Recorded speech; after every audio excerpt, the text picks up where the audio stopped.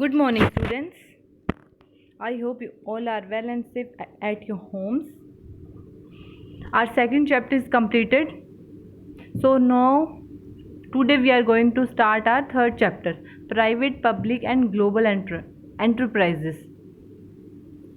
ये चैप्टर भी पिछले चैप्टर से थोड़ा रिलेटेड है. प्राइवेट फर्म तो हमने सारी पढ़ ली थी पिछले चैप्टर में. अब हम पब्लिक फर्म और ग्लोबल एंटरप्राइजेस के बारे में पढ़ेंगे इस चैप्टर में. ठीक है.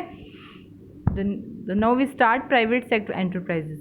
The private sector consists of business owned by individual or a group of individual. The various forms of organization are sole proprietorship, partnership, joint Hindu family, cooperative and company. ये मैंने बताया था आपको, पिछला पूरा चैप्टर इसी से रिलेटेड था, प्राइवेट सेक्टर एंटरप्राइजेस से, कि जो खुद ओन करते हैं और या फिर ग्रुप ऑफ इंडिविजुअल से ओन करते हैं, जैसे सोल प्रोप्राइटरशिप हम एक सिंगल बंदा ओन करता है. ठीक है. कंट्रोल उसके हाथ में होता है. जैसे कंपनी कुछ शेयर होल्डर्स मिलके करते हैं. पार्टनरशिप में कुछ जैसे पार्टनर लोग करते हैं. कोऑपरेटिव में एक जॉइंट बनाते हैं अपना, और किसके लिए, वेलफेयर ऑफ सोसाइटी के लिए काम करते हैं.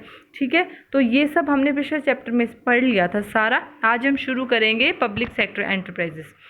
Public sector. The meaning of public sector consists of various organizations owned and managed by central or state government or by both governments. The government participate in economic activity of the country through these enterprises. ठीक है. अब हमने private sector तो ये देखा था कि private लोग हैं जो भी नॉर्मल है वो सब शुरू. पब्लिक सेक्टर पूरा का पूरा गवर्नमेंट से रिलेटेड होता है. ठीक है. कि अब गवर्नमेंट ही इसको चलाती है, गवर्नमेंट ही इसको ओन करती है, गवर्नमेंट इसको मैनेज करती है, गवर्नमेंट ही इसको कंट्रोल करती है. ठीक है. जो भी स्टेट और सेंट्रल गवर्नमेंट मिलके काम करती है उसको बोलते हैं पब्लिक सेक्टर एंटरप्राइजेस. उसमें क्या होता है, इकोनॉमी मीन्स सारा पैसा, सारा फाइनेंस गवर्नमेंट लगाती है, और जो भी इससे अर्निंग होती है वो भी सारी गवर्नमेंट के पास जाती है. तो ये पूरा सेक्टर गवर्नमेंट के अंडर कंट्रोल है. पहले गवर्नमेंट के पास बहुत सारे सेक्टर्स होते थे, लेकिन अब लगभग सारे प्राइवेट सेक्टर को दे दी. गवर्नमेंट के पास तो थोड़े बहुत ही रहे, जैसे पोस्ट ऑफिस या फिर रेलवेज़. तो ये सब अब कौन देखता है, गवर्नमेंट अंडर कंट्रोल. मतलब गवर्नमेंट ही मैनेज करती है, गवर्नमेंट इससे रिलेटेड डिसीजंस लेती है, और जो भी काम है सब गवर्नमेंट देखती है. इसका कंट्रोल भी इसको गवर्नमेंट करती है. हम इसके फीचर्स देखते हैं. Capital is contributed by central और स्टेट गवर्नमेंट. ठीक है. जो भी कैपिटल या जो भी पैसा लगता है वो कौन लगाता है, स्टेट गवर्नमेंट या सेंट्रल गवर्नमेंट, दोनों मिलके पैसा लगाते हैं इस पे, इन बिजनेस पे, या जो भी पब्लिक एंटरप्राइज में कोई भी बिजनेस होता है तो उस पर सारा पैसा कौन लगाता है, गवर्नमेंट ही लगाती है. नेक्स्ट, पब्लिक वेलफेयर और service is the main objective.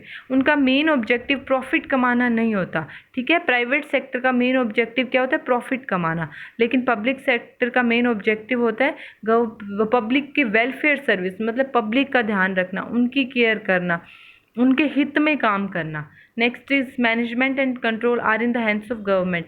सारा मैनेजमेंट, सारा कंट्रोल सब किसके हाथ में होता है, गवर्नमेंट के हाथ में होता है. गवर्नमेंट ही उससे रिलेटेड डिसीजंस लेती है, गवर्नमेंट ही सारे काम करती है.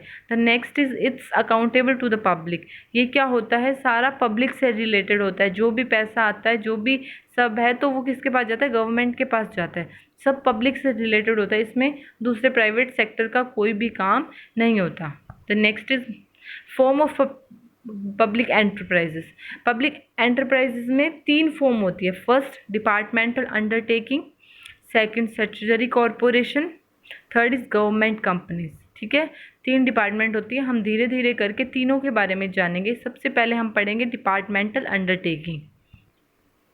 Departmental undertaking. These are established as department of the ministry and the finance, managed and controlled by either central government or state government. ठीक है. ये जो होती है, ये डिपार्टमेंट कौन बनाता है, मिनिस्ट्री ऑफ फाइनेंस. मतलब जो आपका मिनिस्ट्री ऑफ फाइनेंस संभाल रहा है देश का, सेंट्रल गवर्नमेंट का, उनके वही इससे डिपार्टमेंट को चलाते हैं. एक टाइप से हम कह सकते हैं कि हमारा जो फाइनेंस मिनिस्टर होता है देश का, इंडिया का जो भी फाइनेंस मिनिस्टर है, उनके अंडर में ये डिपार्टमेंट्स चलते हैं. वही ये डिपार्टमेंट संभालते हैं और वही इसमें सारा पैसा लगाते हैं.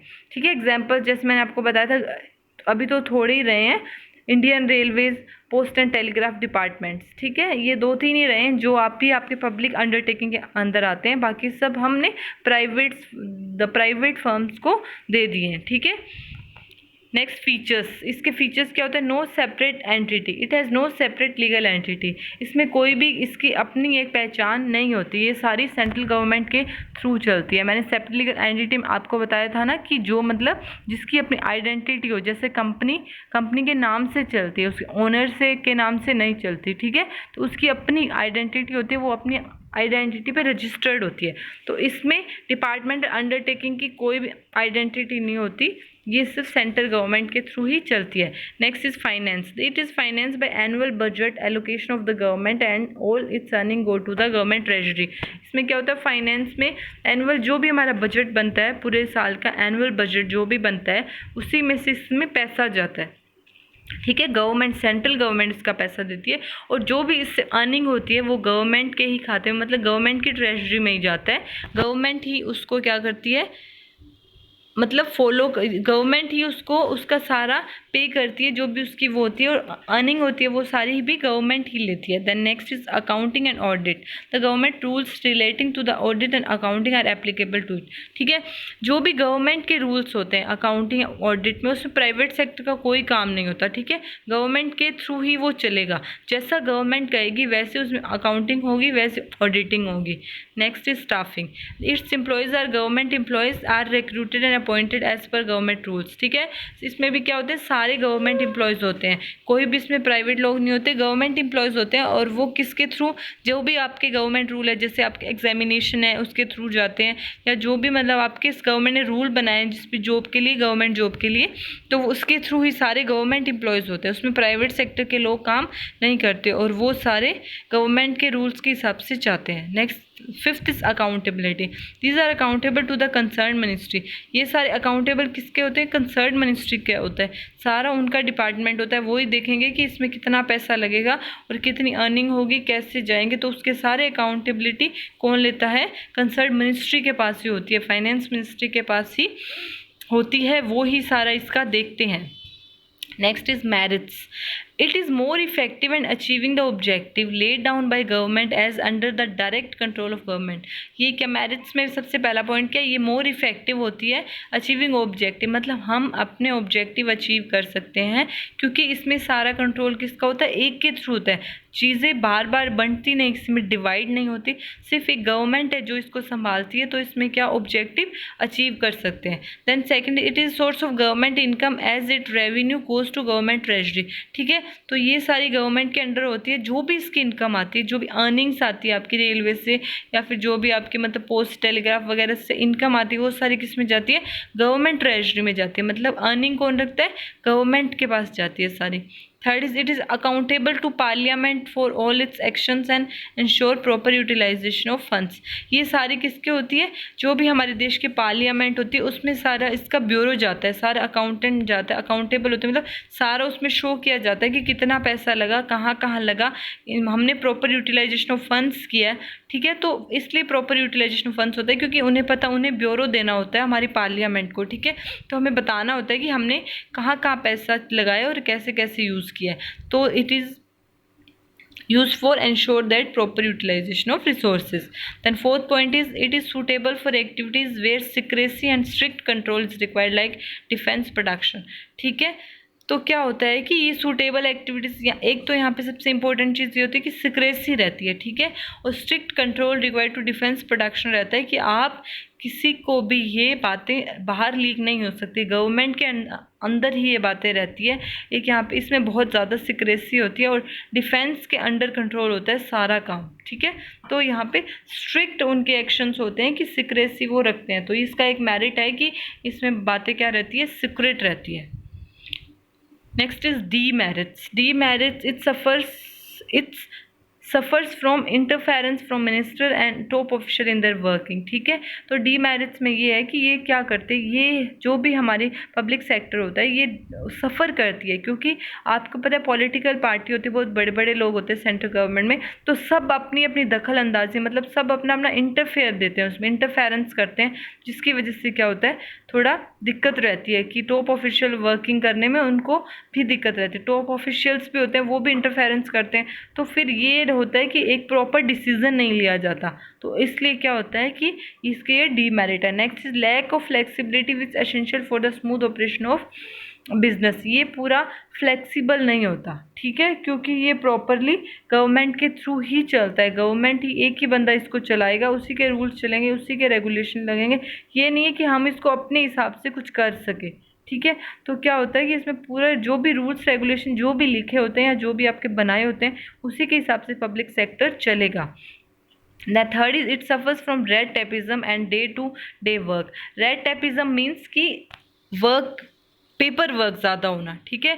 तो इसमें क्या होता है, रेड टेपिज्म ज़्यादा होता है क्योंकि इसमें पेपर वर्क बहुत होता है। हमें पूरा इसका ब्यूरो रखना होता है, प्रॉपरली पेपर वर्क होता है। वो हमें गवर्नमेंट को, मतलब सेंट्रल गवर्नमेंट को, जो भी गवर्नमेंट एम्प्लॉयज़ काम करते हैं वो उन्हें सेंट्रल गवर्नमेंट को दिखाना होता है, ठीक है। पार्लियामेंट में भी रिपोर्ट जाती है। तो इसमें क्या होता है, रेड टेपिज्म बहुत होता है, मतलब पेपर वर्क बहुत ज़्यादा होता है।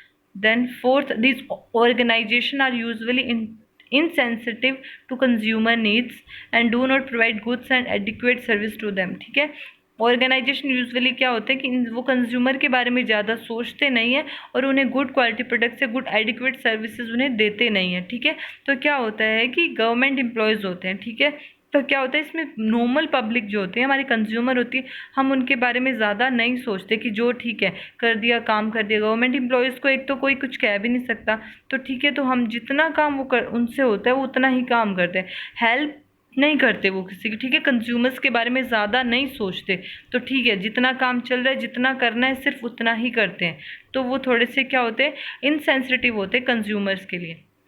Fifth point, such organizations are managed by civil servant and government officials who may not have the necessary expertise and experience in the management. ये होता है कि जैसे ये क्या होती है, आप सारा मैनेज कौन करता है, सिविल सर्वेंट्स मीन्स जो भी आपके IAS होते हैं, जो भी आपके मतलब गवर्नमेंट जॉब में जो होते हैं या गवर्नमेंट ऑफिशियल्स होते हैं, वही उसको मैनेज करते हैं। तो उसमें क्या होता है कि उनको प्रॉपर मैनेजमेंट में डिग्री नहीं ली होती किसी ने, ठीक है, एक्सपर्टीज़ नहीं होते मैनेजमेंट में। एक आप कोई भी चीज़ आप शुरू से पढ़ रहे हो, मैनेजमेंट आगे जाके भी आप उससे पढ़ रहे हो, बिजनेस का आपके रूल्स रेगुलेशन पढ़ रहे हो, प्रॉपर कर रहे हो, जैसे CA CS होते हैं या फिर जो भी मैनेजमेंट में डिग्री ली होती है, तो वो उनके पास एक्सपर्टीज़ नहीं होते, वो अपनी अपनी फील्ड के लोग होते हैं और उन्हें उसे मैनेज करना होता है। तो उसमें भी क्या होता है, थोड़ी सी प्रॉब्लम आती है, क्योंकि क्या होता है कि उन्हें एक्सपर्ट्स नहीं मिल पाते, एक्सपीरियंस इन मैनेजमेंट नहीं होता किसी के पास। उनकी जो पर्टिकुलर जॉब होती है उसी में करते हैं, वो एक्सपर्टीज़ नहीं रखते, ठीक है।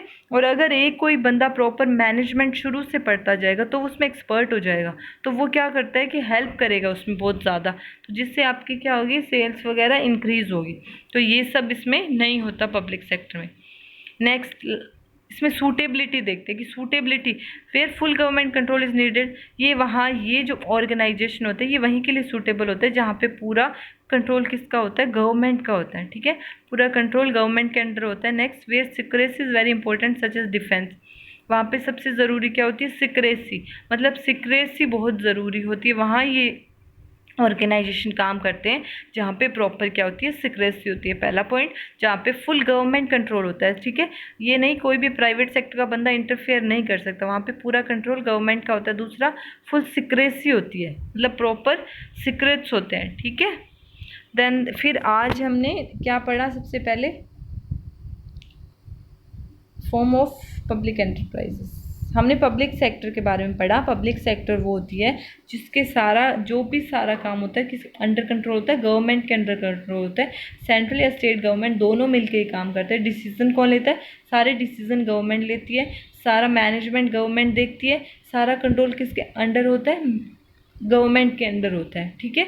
तो आज हमने क्या पढ़ा, हमने प्राइवेट सेक्टर पिछले चैप्टर में कर लिया। अब हम पब्लिक सेक्टर करेंगे। पब्लिक सेक्टर के 3 आपको बताए थे इंपॉर्टेंट, 3 जो होते हैं पार्ट्स, डिपार्टमेंटल अंडरटेकिंग जो हम अभी पढ़ रहे हैं, नेक्स्ट स्टैट्यूटरी कॉर्पोरेशन जो आगे पढ़ेंगे, गवर्नमेंट कंपनीज, ठीक है। That's all for today.